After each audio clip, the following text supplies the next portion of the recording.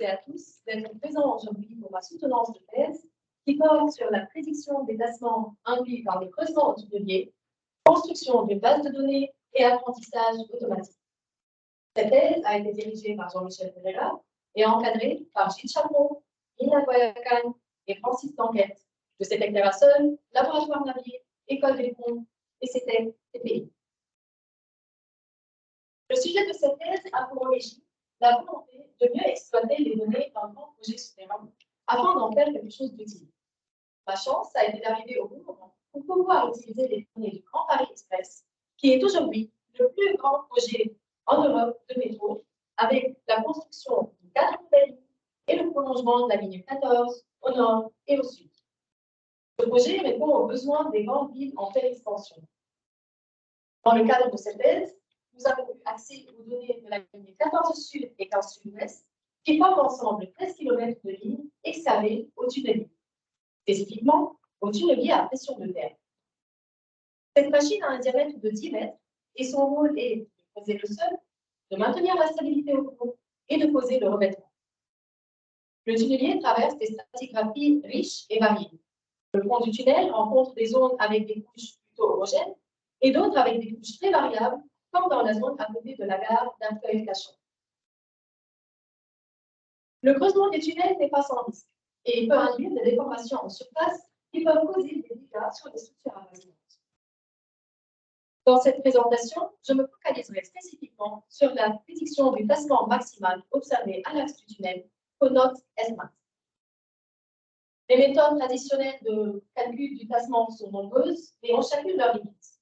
Par exemple, les méthodes empiriques donnent un simple ordre de grandeur des déformations, alors que les méthodes numériques, type élément fini, elles sont limitées par le choix des lois de comportement, ainsi que le temps nécessaire au montage et au calcul du modèle. Ces méthodes-là ne sont pas suffisamment réactives par rapport aux attentes d'un chantier. L'objectif est donc de trouver une méthode de calcul capable d'améliorer, de réduire le temps nécessaire pour la prévision des tassements afin d'aider dans la prise de décision en temps réel. C'est d'ailleurs la raison principale derrière nos recherches dans le domaine de l'intelligence artificielle, spécifiquement le machine learning. Au fait, l'utilisation de l'intelligence artificielle dans le réseau des problèmes géotechniques connaît une croissance exponentielle depuis les 5 dernières années.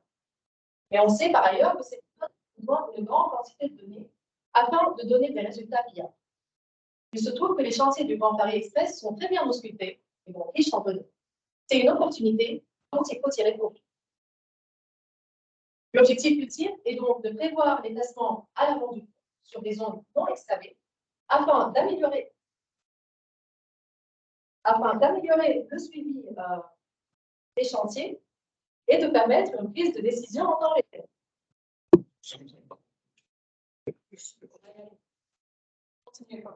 L'objectif pour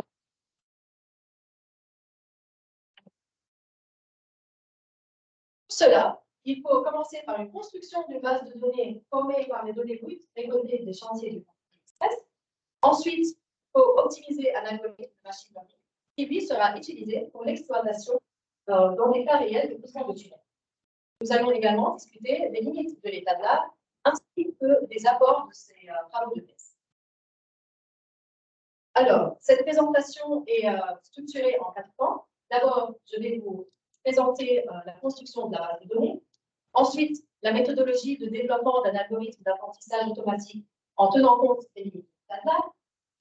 Ce qui va me permettre de vous exposer le creusement des tunnels dans des cas pratiques afin de prévoir le tassement en temps réel. Et enfin, je vais conclure avec une discussion sur les limites des modèles que nous proposons, ainsi que les perspectives d'amélioration. Alors, commençons d'abord par la construction de la base de données et de la méthodologie utilisée afin de passer d'une donnée brute à une information exploitable. Il faut savoir qu'un chantier est une source de données brutes, une sorte de mine d'or qui contient une très grande quantité de matières premières intéressantes aux algorithmes de machine learning. Mais cette matière a besoin d'un travail fastidieux de raffinage afin d'arriver à un état exploitable. Ces travaux-là se résument au travail d'extraction et de nettoyage de la donnée afin de la valoriser. Parce qu'en pratique, la donnée n'a aucune valeur sans traitement. Les difficultés rencontrées lors de l'extraction de la donnée sont nombreuses et sont majoritairement dues au point suivant. D'un côté, il y a la diversité des fournisseurs et ainsi que les propriétaires de la donnée, ce qui cause un temps non négligeable dans les discussions nécessaires pour obtenir l'accès à la donnée, ainsi que la possibilité de travailler avec. D'un autre côté, il y a le problème de la diversité des formats, par exemple des images, qui sont une donnée non structurée, qui nécessite un temps supplémentaire pour le traitement. On peut imaginer qu'à l'avenir, il y aura de plus en plus de clauses contraignantes dans les marchés de travaux qui permettraient de faciliter, d'accélérer et de fluidifier ces travaux d'extraction de données. Cela permettra sans doute d'aller plus vite. Alors, ce n'est pas parce que la donnée est disponible qu'elle est de bonne qualité. Un travail de nettoyage est nécessaire afin d'arriver à un état exploitable. À savoir, il faut supprimer les problèmes les plus fréquents, comme les données inexactes, incomplètes et incohérentes. Nous allons prendre alors pour la suite l'exemple du nettoyage des données de mesure de placement. Je vais commencer par le nettoyage des mesures, des techniques utilisées. Ensuite, je vous présenterai le calage des courbes de placement sur ces mesures. Et on terminera par des analyses statistiques. Les deux lignes sur lesquelles nous avons travaillé ont été équipées de plus de 16 000 capteurs. Un travail de nettoyage primaire, c'est-à-dire la suppression des capteurs sans mesure, sans coordonnées, nous laisse avec plus de 1500 capteurs. Chacun de ces capteurs est en train de mesurer les tassements toutes les 30 minutes, ce qui nous permet de tracer la courbe de progression du tassement avec l'avancement du tunnel. On voit bien que les tassements augmentent avec l'arrivée du pont jusqu'à arriver à une valeur maximale que note S étoile. Il faut savoir que S étoile, c'est la valeur de tassement maximale observée à une distance de l'axe du tunnel, pas à l'axe maximal. En pratique, on cale une équation gaussienne sur cette courbe-là, sauf que pour pouvoir y arriver, il faut passer par un travail de nettoyage des mesures. Pour cela, nous avons effectué un nettoyage primaire qui consiste tout d'abord à supprimer toutes les mesures qui sont clairement aberrantes, c'est-à-dire qui n'appartiennent pas à un intervalle que nous avons choisi, le tassement moyen observé par un capteur plus ou moins 30 mm. Et ensuite, nous avons utilisé une deuxième méthode, à savoir les isolation forests, qui sont un algorithme d'apprentissage automatique en soi, spécialisé en la détection d'anomalies. Comme on le voit sur le graphique, cette méthode est capable de détecter les points aberrants représentés en rouge, ce qui me permet par la suite de les supprimer.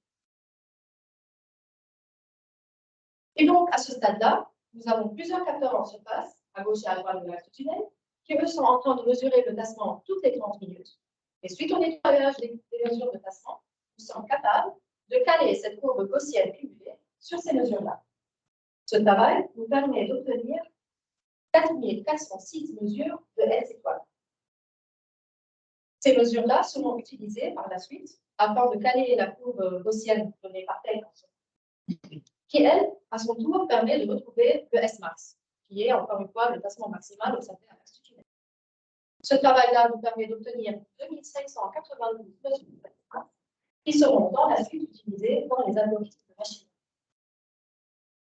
La question qui se pose est par rapport à la qualité du calage effectué. Comment pouvons-nous faire confiance à notre calage? Et donc, il a fallu rechercher une méthode qui permet de mesurer cette qualité. Nous avons choisi alors d'utiliser le coefficient de détermination R carré, à savoir des valeurs de R carré proches de 1 marquent que le calage est de très bonne qualité, alors que les R carrés faibles ou encore négatifs indiquent que le calage est très mauvais.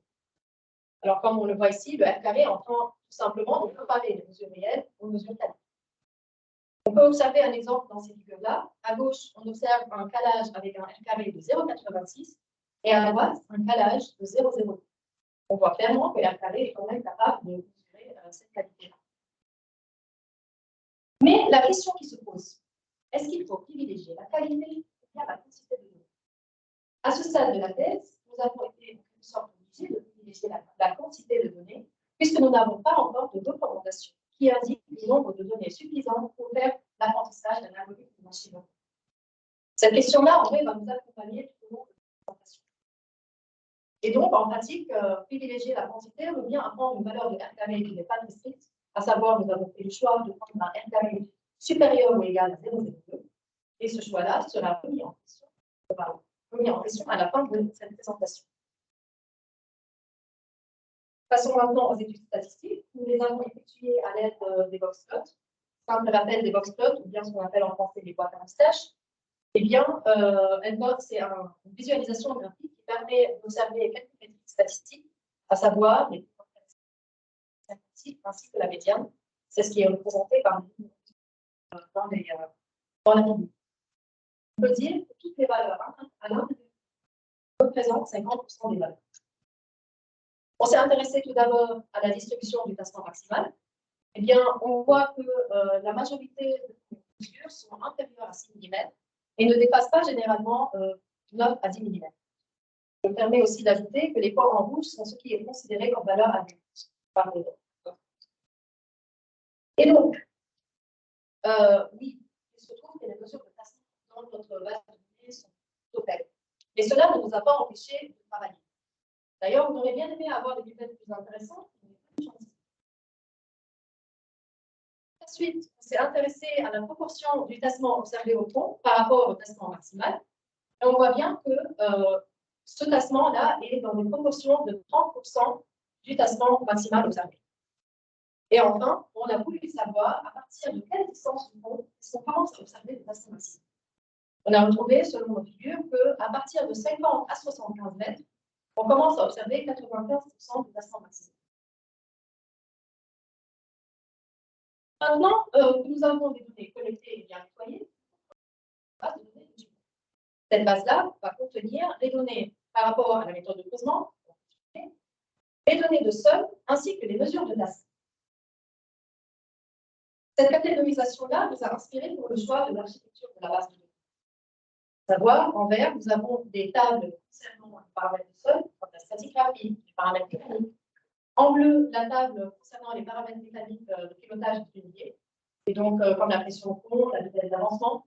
Et en rouge, les mesures de tassement, et ainsi que les mesures calées. Toutes ces catégories-là sont reliées à travers l'ID-ACO de la table ACO, qui lui représente en quelque sorte la position en mètres dans un côté relatif à la limite. Et donc, ainsi, les extractions, les requêtes depuis cette base de données deviennent faciles, rapides et intuitives. À retenir de cette partie sont les suivantes. Nous avons maintenant une base de données constituée de 3 catégories. Les paramètres de tunnelier, les paramètres de sol, ainsi que les mesures de tassement. Le travail de calage des courbes de tassement nous a permis d'obtenir un ensemble de données de 2592 observations. Et enfin, le tassement maximal est obtenu environ 75 mètres après le passage du tunnelier, et nous allons obtenir la valeur de 100 mètres par précaution. Passons maintenant à l'apprentissage automatique, ou bien ce qu'on appelle en anglais le machine learning. Je vais vous présenter une description rapide de c'est quoi le machine learning. Ensuite, également, brièvement, une description de l'état de l'art. Et ensuite, on passe à un autre. Alors, le machine learning, en gros, c'est un domaine de l'intelligence artificielle qui cherche à trouver des relations entre des paramètres, entre des variables x et y, à partir d'un ensemble de données.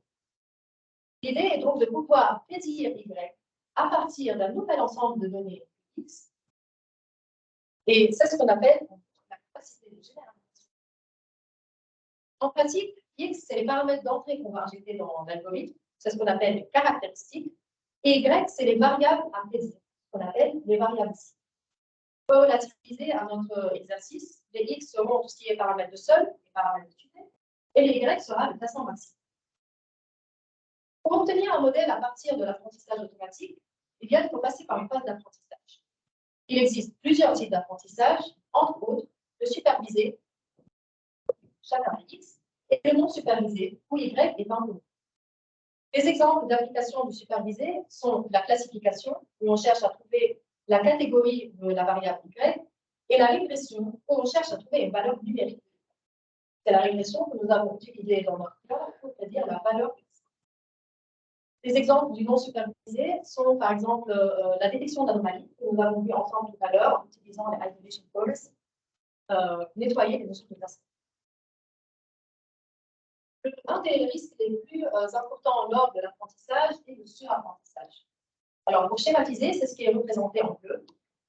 Un modèle qui surapprend est un modèle qui cherche à coller à l'ensemble des données de l'ensemble, qui cherche à coller à chacun des points de l'ensemble de données. Et donc, en conséquence, on va obtenir un modèle beaucoup trop complexe qui va effectuer également des fausses prédictions. D'un autre côté, on voit en rouge un modèle qui sous-applique, également incapable d'effectuer des généralisations. Ce qu'on cherche, c'est ce modèle en noir qui est l'ajustement optimal, qui fait nécessairement de légères concessions sur les points de l'ensemble de données, et c'est le meilleur compromis entre l'intensité de ces concessions et le risque d'effectuer des fausses prédictions. Et donc, c'est ce point de bascule que nous sommes en train de rechercher comme point optimal. Afin de tester la capacité de généralisation du modèle, eh bien, il faut le tester sur un ensemble de données non connues lors de l'apprentissage. Et pour cela, on va prendre l'ensemble de nos données et le diviser en deux. Le premier pour l'apprentissage, en anglais training data, et le second pour le test. Alors, l'ensemble d'apprentissage sera utilisé pour trouver un modèle, et l'ensemble de test sera utilisé pour l'évaluer. Alors, si on trouve que les valeurs ne sont pas suffisamment satisfaisantes, il faut relancer l'apprentissage, et cette fois-ci avec une nouvelle configuration de l'algorithme. Cette configuration-là, elle est définie par un set de paramètres propres à chacun des algorithmes. C'est ce qu'on appelle les hyperparamètres. Pour choisir et ou bien encore valider le choix de ces hyperparamètres, on peut utiliser des techniques comme la validation de principe. Cette technique-là consiste à diviser l'ensemble d'apprentissage en plusieurs pauses et ensuite effectuer à chacune des divisions, utiliser un pli différent pour tester le modèle. Et donc, cela nous permet alors d'éviter de tomber sur un champ statistique où nous avons un pli combien. Et donc, cette étape-là sera répétée pour différentes configurations des hyperparamètres afin de trouver celle qui fonctionne le mieux. On parle depuis tout à l'heure de mesurer la performance d'un modèle. Et comment faire? Bien, il y a plusieurs métriques d'erreur qu'on appelle tout simplement les mesures de performance, à savoir les plus connues pour les tâches de régression sont la RMSE et le R carré. En gros, c'est un simple calcul de distance entre les mesures carrées et les mesures réelles. Un modèle qui donne des bons résultats, on va retrouver des RMSE proches de 0 et des R carrés proches de 1. Pour effectuer la mesure de performance visuellement, on cherche à placer les prédictions en fonction des mesures réelles. Tous les points qui sont sur la diagonale sont des bonnes prédictions, et les points à gauche et à droite sont des sous- et des surestimations. Passons maintenant à l'état d'art de la prédiction des tassements à l'aide de ces outils de machine. Le premier constat que nous avons fait, c'est que 25 études parmi les 31 publications étudiées sont en train de chercher à prédire le S1. Le deuxième constat est par rapport à la taille de l'ensemble des données. Ce qui est frappant, c'est que la majorité des études, donc 75% des études, utilisent des ensembles de données avec inférieur à 300 observations. Et encore plus, 25% sont en train d'utiliser uniquement 50 données. Et donc, la question se pose quand même, à partir de combien de données pouvons-nous lancer un algorithme d'apprentissage et faire confiance en nos résultats? Grâce à notre ensemble de données qui est plus de 2500 observations, nous allons chercher à répondre à cette question. Et pour le moment, le troisième constat que nous avons effectué à partir des data est par rapport aux algorithmes de machine learning utilisés.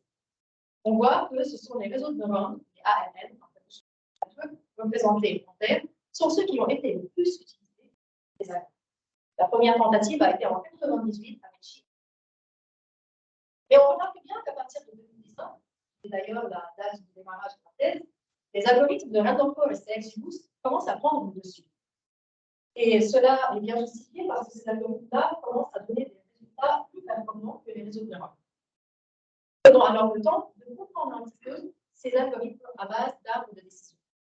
Déjà, un arbre de décision, ou bien un decision tree, c'est un algorithme de machine learning supervisé qui peut effectuer les tâches de classification ou bien de régression et qui, lui, effectue une décision à partir d'un set de conditions effectuées sur des caractéristiques. Ça me permet de vous rappeler, les caractéristiques sont des paramètres d'entrée insérés à l'algorithme. Et donc, un modèle, plutôt un arbre de décision est de plus en plus complexe avec le nombre de conditions et ainsi la profondeur de cet arbre. D'ailleurs, la profondeur est un hyperparamètre des arbres de décision. Quant au Random Forest et XGBoost, en fait, c'est une combinaison d'arbres de décision. la différence entre ces deux algorithmes et la méthode de combinaison de ces dates. L'idée derrière, c'est ce qu'on appelle en anglais le wisdom of the crowd, et donc la sagesse de la foule. On se dit que le résultat obtenu à partir de plusieurs modèles sera plus performant que le résultat obtenu à partir d'un seul modèle.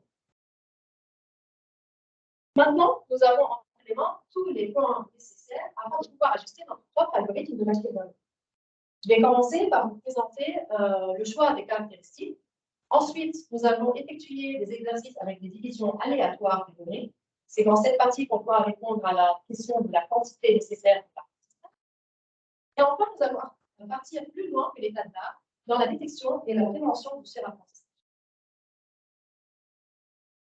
Concernant le choix des caractéristiques, eh bien, comme nous l'avons vu dans la première partie, le classement dépend des paramètres de pilotage d'utilité ainsi que des paramètres de géologie et de géométrie. On peut ajouter également la catégorie géométrie qui peut prendre en compte des paramètres comme la couverture du tunnel.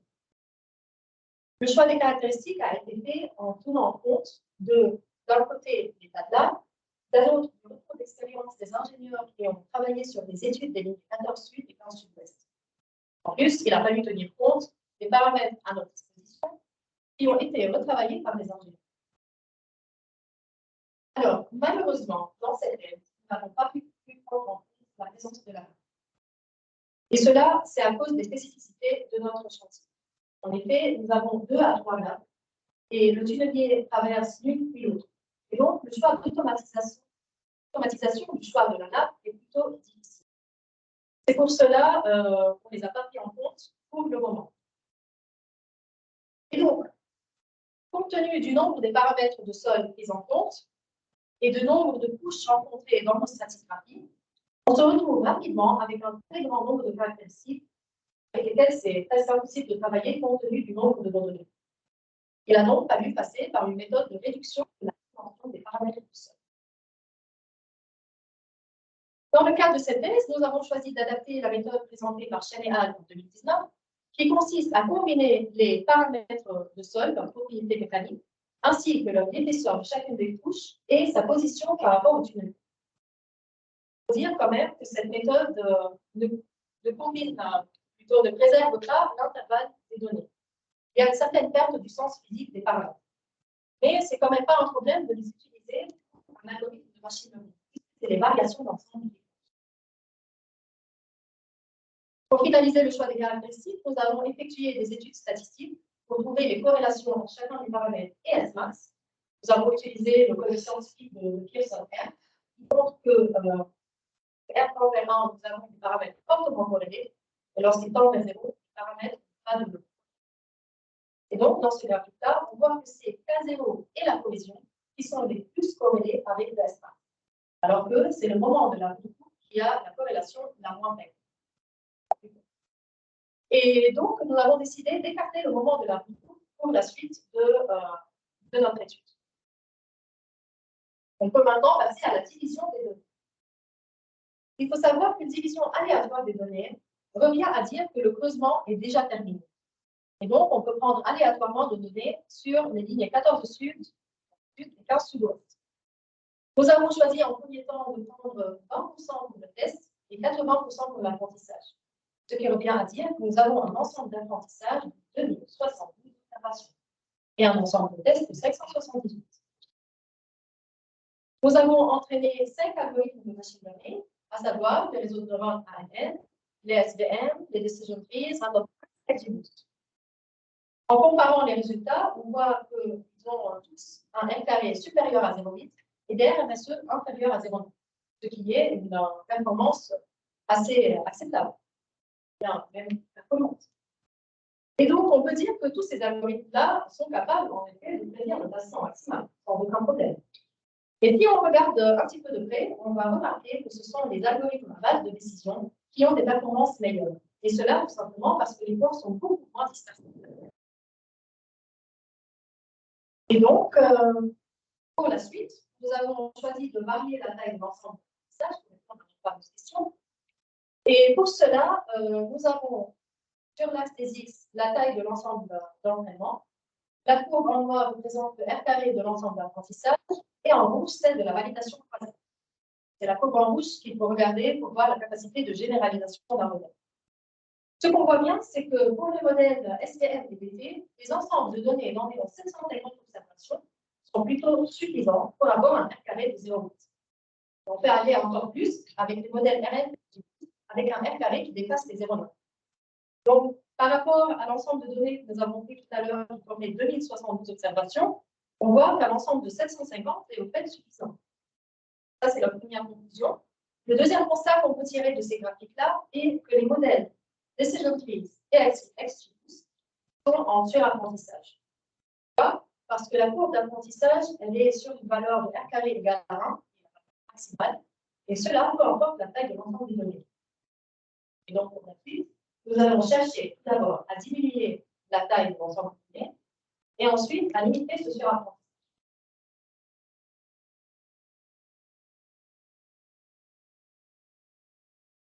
Donc, commençons par la réduction de l'ensemble de données. Nous avons cette fois-ci pris en compte 70% pour le test, ce qui nous laisse avec 777 observations pour l'apprentissage, qui sont encore une fois pris aléatoirement sur l'ensemble des 14 tests. Et nous avons réentraîné les algorithmes de Random Forest et de XGBoost. On voit bien que la performance dépasse un R carré de 0,9 et un RMSE inférieur à 0,7, ce qui montre que les algorithmes sont toujours performants et que cet ensemble de données en était suffisant. Par la suite, pour améliorer les performances de nos modèles, nous avons également cherché à trouver l'importance des caractéristiques dans la prise de décision. En gros, c'est une méthode de calcul de l'influence de chacune des caractéristiques par rapport au modèle. Ce qu'on a retrouvé, tout d'abord, c'est que la cohésion est le cas zéro pour la plus grande importance, ce qui est en parfaite cohérence avec ce que nous avons vu dans les analyses statistiques. Et d'un autre côté, nous avons vu que la poussée totale du tunnelier ainsi que le volume de mortier injecté à l'arrière de la tube sont les paramètres. Donc, nous avons décidé de les écarter pour la suite de nos études. Maintenant, il a fallu trouver des méthodes de réduction du surapprentissage. C'est ce qui revient à faire, à dire qu'on va régulariser nos hyperparamètres et donc à réduire la complexité du modèle. Nous avons utilisé une technique qui est le compromis biais-variance, qui consiste à calculer le biais et la variance tout en variant la complexité du modèle. Un biais élevé indique que le modèle est beaucoup trop simpliste, qu'il est donc en sous-apprentissage, et une variance élevée indique que le modèle est en surapprentissage parce qu'il est trop sensible aux fluctuations dans l'ensemble de données. Donc, on cherche en fait à trouver cet équilibre optimal qui minimise ces deux éléments. Pour le cas des algorithmes de Random Forest et XGBoost, nous avons choisi de régulariser trois hyperparamètres, un hyperparamètre commun et la profondeur des arbres. Et donc, nous avons varié cette profondeur et nous avons calculé le biais et la variance. Et nous avons retrouvé que l'équilibre optimal est dans une plage qui se retrouve entre 8 et 12. Et donc, c'est cette plage-là qui, pour nous, réduit le surapprentissage. Et par contre, comment choisir la valeur optimale dans cette plage-là? Pour cela, nous avons utilisé une technique qui est l'optimisation des hyperparamètres en utilisant la recherche aléatoire. Cette technique consiste en gros à faire différentes combinaisons des hyperparamètres à l'intérieur de ces plages de données et nous donner en sortie la configuration qui donne les résultats optimaux. Et donc, nous avons trouvé que ce sont les algorithmes de Random Forest, qui est le plus performant, avec des R carrés égales à 0,92 et des RMSE égales à 0,67. Un autre constat est également que le modèle de XGBoost, en effet, il a arrêté de surapprendre, puisque et donc la régularisation elle a quand même réussi. Les points clés à garder pour cette partie-là sont l'algorithme de Random Forest et l'algorithme de performance. Nous avons maintenant à ce stade un algorithme avec des hyperparamètres régularisés d'apprentissage et optimisés pour obtenir les meilleurs résultats possibles. Et un ensemble de données d'environ 750 observations est suffisant pour avoir des résultats satisfaisants.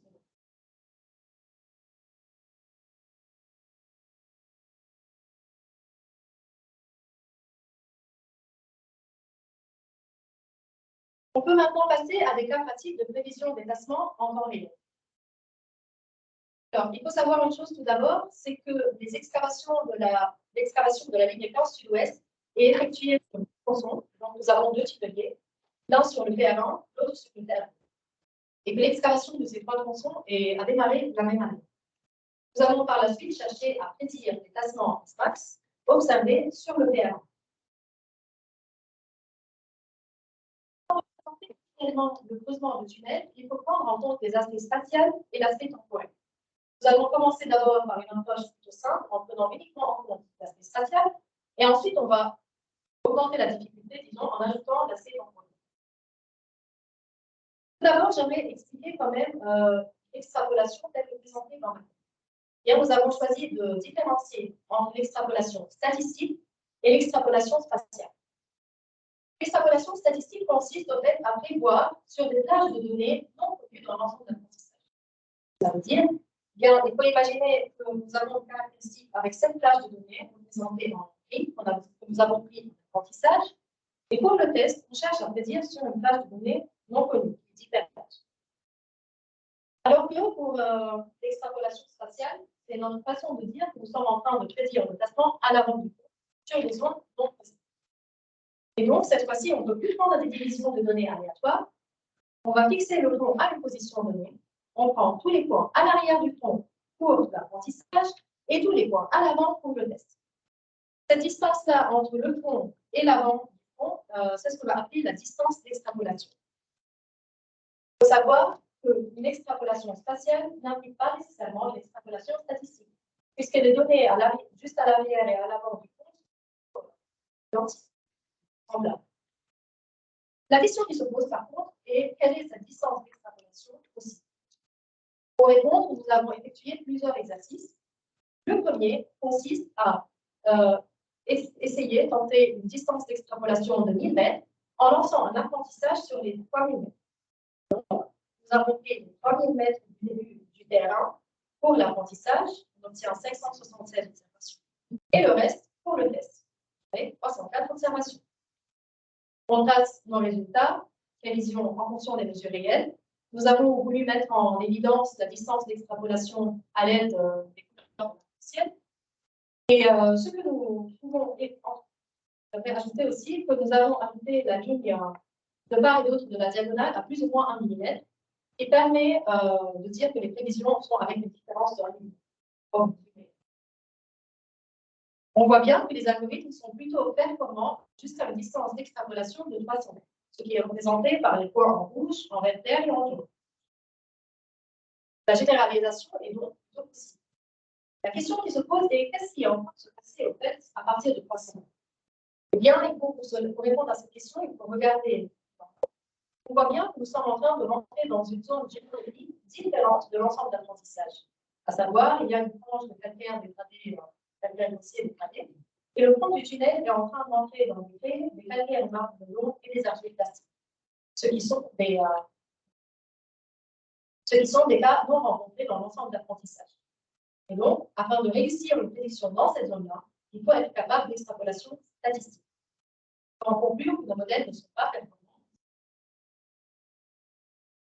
Pour le deuxième exercice, on s'est éloigné de cette zone et on a lancé un apprentissage sur les 1000 premiers mètres et une distance d'extrapolation sur 2000 mètres.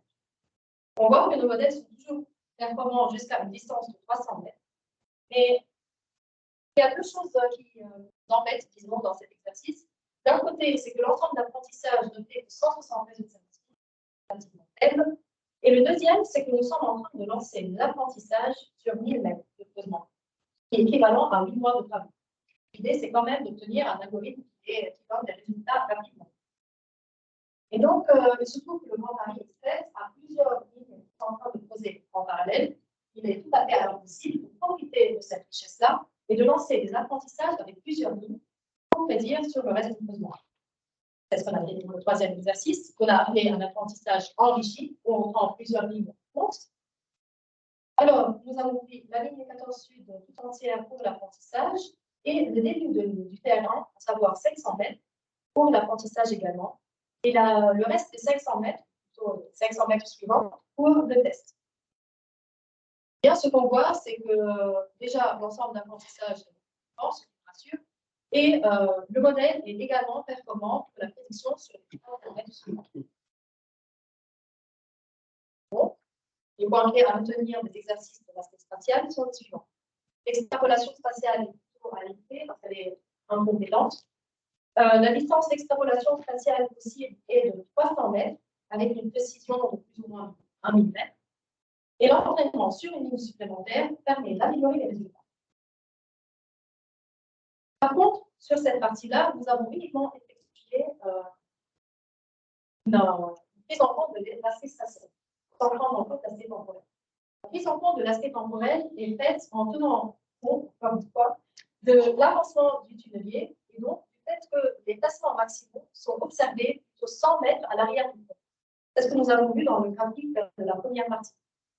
Donc, ce que nous allons faire, on recule derrière le pont de 100 mètres, on prend toutes ces données-là pour l'apprentissage et le reste pour le test. L'objectif dans ce qui suit est donc de prédire toujours l'espace à l'avant du pont du TR1. Et cette fois-ci, on prend toutes les données du TR1, du TR2 et de la ligne 14 Sud pour l'apprentissage. On renouvelle l'apprentissage tous les mois afin de prendre en compte l'arrivée au fur et à mesure de nouvelles données. Donc, dit autrement, nous sommes en train de fixer une date, de regarder les données à notre disposition sur les lignes de creusement TR1, TR2 de ligne 14, et puis on teste le modèle pour la prédiction des données à l'avant du pont du TR1. On a lancé l'entraînement mensuel, comme nous l'avons dit. Nous avons démarré au bout de 4 mois du creusement du TR1, ce qui fait que nous avons 357 mètres creusés du TR1, 170 mètres du TR2 et 12 mètres de la ligne 14 Sud. On rappelle les points en couleur, qui représentent les points à l'avant du TR1, et les points en noir représentent les points utilisés pour l'ensemble d'apprentissage. Eh bien, on voit clairement, au bout de 4 mois, que nous n'avons pas suffisamment de données. Le nombre de points est trop faible. Donc, on ne peut pas quand même dire qu'on peut faire confiance à ce modèle. On sait, au bout de 5 mois, on voit déjà que les points commencent à augmenter et que les résultats de l'extrapolation sont plutôt acceptables sur 150 mètres. Donc, je rappelle, au bout de 5 mois, nous avons 500 mètres du TR1 qui sont posés, 190 mètres du TR2 et 12 mètres de ligne 14. Nous avons effectué le même travail au fur et à mesure du creusement. Donc, au bout de 6 mois, 7 mois, ainsi de suite. Et ce qu'on remarque clairement, c'est que l'ajout de nouvelles données améliore les prédictions avec le temps. En effet, au bout de 8 mois, on commence à voir que l'algorithme est capable d'une extrapolation spatiale de 300 mètres, donc pas uniquement de 150. Par contre, on voit sur d'autres mois que la distance d'extrapolation est quand même limitée à 150. Et donc, par précaution, on préfère dire que nos modèles sont capables d'extrapoler sur les distances de 150 mètres. Ce qui est intéressant, c'est que nous avons lancé également l'entraînement pour le reste de la ligne TR1, au bout de 14, 15 et 16 mois, et on voit que les algorithmes ne fonctionnent plus. À première vue, on est étonné, mais en réalité, c'est exactement ce que nous avons expliqué tout à l'heure sur la forme de la ligne du TR1. C'est le fait que nous avons des données géologiques différentes de ce que nous avons observé dans l'apprentissage, donc nécessite une extrapolation statistique, ce qui n'est pas possible en temps. Les points clés à retenir de l'aspect spatio-temporel, c'est que au bout de 5 mois de creusement, on peut commencer à avoir un modèle plutôt réussi pour une extrapolation spatiale sur au moins 150 mètres à l'avant. Et en plus, il faut toujours réentraîner les algorithmes au fur et à mesure de l'acquisition de nouvelles données, parce que cela permet d'améliorer les résultats des modèles. On peut alors passer maintenant en conclusion et aux discussions des limites de nos modèles ainsi que des perspectives. Je tiens tout d'abord à mentionner les points d'originalité de ces travaux. Tout d'abord, nous avons eu la chance de travailler sur un chantier aussi riche en données que le Grand Paris Express, ce qui nous a permis de lancer des études en variant l'ensemble de la quantité de données dans l'ensemble de l'apprentissage pour savoir la quantité nécessaire pour un apprentissage réussi. Nous avons trouvé, dans notre cas d'étude, que 700-750 observations sont plutôt suffisantes. Le deuxième point, c'est que nous sommes allés plus loin que l'état de l'art dans la détection et la prévention du surapprentissage. Et donc, nous ne sommes pas suivis de la validation croisée. Quand même, testé des méthodes de répartition des hyperparamètres comme le compromis de variance. Nous avons également optimisé ces hyperparamètres. Ensuite, nous avons validé les études récentes qui datent de 2019 qui disent que Random Forest et XGBoost sont des modèles très performants pour les données tabulées, voire plus performants que les réseaux de neurones. Et les deux points les plus importants, c'est que nous avons combiné l'aspect spatial à l'aspect temporel, ce qui nous permet d'effectuer des prédictions en temps réel, c'est-à-dire en tenant compte de l'avancement du tunnel et du temps nécessaire pour obtenir des données. Et enfin, nous avons validé l'extrapolation spatiale, c'est-à-dire la prédiction des placements à l'avant du tunnel sur des zones. Cela en tenant compte quand même que nos modèles sont incapables d'extrapolation statistique. C'est-à-dire qu'il faut utiliser les modèles obtenus sur des zones avec des géologies similaires. Voilà. Un autre point que je voudrais parler, c'est la question de quantité contre qualité de la donnée. Bien, je rappelle que dans cette thèse, nous avons privilégié la quantité de données, puisque nous n'avons pas encore de préparation, mais au vu des résultats obtenus, on peut dire qu'il faut quand même privilégier la qualité de la donnée, à minima, trouver un bon équilibre. Dans notre cas d'étude, cela revient à dire qu'il faut prendre des valeurs de R carré plus strictes. Nous avons pris des valeurs de 0,02. S'il faut reprendre l'exercice, je prendrai plutôt 1, qui me permet d'obtenir des meilleurs types de calage. Et cela revient à obtenir un ensemble de données de taille presque la moitié de ce que nous avons par ailleurs. En perspective d'amélioration, eh bien, on peut très bien choisir d'essayer de prédire le placement au fur et à mesure de l'avancement du mouvement. Et cela nous permet surtout de profiter de l'ensemble des données à notre disposition dans la base de données. À savoir, nous avons 13 millions de valeurs de mesure de placement qui attendent d'être exploitées. Mais pour cela, il faut utiliser des modèles bien plus complexes, comme les LSTM et les réseaux bayésiens. Une autre approche, c'est la prédiction des incréments de placement, ce qui veut dire qu'on va calculer la différence de placement pour un phase de creusement du tunnel. D'autres perspectives se présentent dans la modélisation des sols. Nous avons testé dans le cadre de cette thèse la méthode d'auto-entraîneur, ce qui veut dire nous avons utilisé un algorithme de machine learning constitué de 2 réseaux de neurones. Le premier qui va prendre en entrée l'ensemble de la stratigraphie et nous va donner en sortie un vecteur de dimension réduite. On pourra l'utiliser en tant que paramètre d'entrée du sol dans nos algorithmes. Et le décodeur qui lui va prendre ce vecteur-là et va essayer de ressortir la même stratigraphie d'entrée. Ce qui nous permet en quelque sorte de valider que ce code là est bien représentatif de notre stratigraphie. Et sauf que ce type de modèle, il demande beaucoup plus d'énergie et un temps considérable d'optimisation pour trouver la meilleure architecture. Donc, nous avons pour cela, pour cette raison, préféré utiliser la méthode de combinaison de paramètres de sol. D'autres approches très simplifiées peuvent être testées, à savoir prendre uniquement les sols au fond du tunnel, ou encore tester de uniquement donner les données brutes du sol, donc les données récoltées directement depuis les essais éthiques en laboratoire, ce qui permettra d'éviter toute intervention humaine, à voir ce que ça donne. Et ce qui est clairement encore dans le fait, c'est la présence de la nappe et des carrières. En conclusion, les travaux d'extraction et de nettoyage de la donnée sont en effet fastidieux et nécessaires afin d'obtenir une donnée de bonne qualité. Parce qu'en gros, les algorithmes de machine learning ne sont pas divers. Ils ont besoin d'une quantité de données suffisante ainsi que d'une qualité acceptable.